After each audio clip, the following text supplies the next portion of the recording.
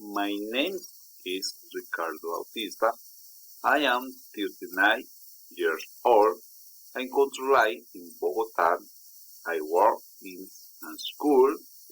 I am studying electronic engineer. In my free time, love to read, listen to music, watch movies, and ride bike.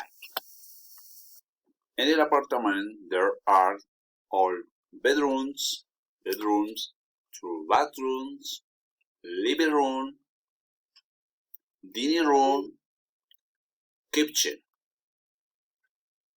and study. There were a library on the zone,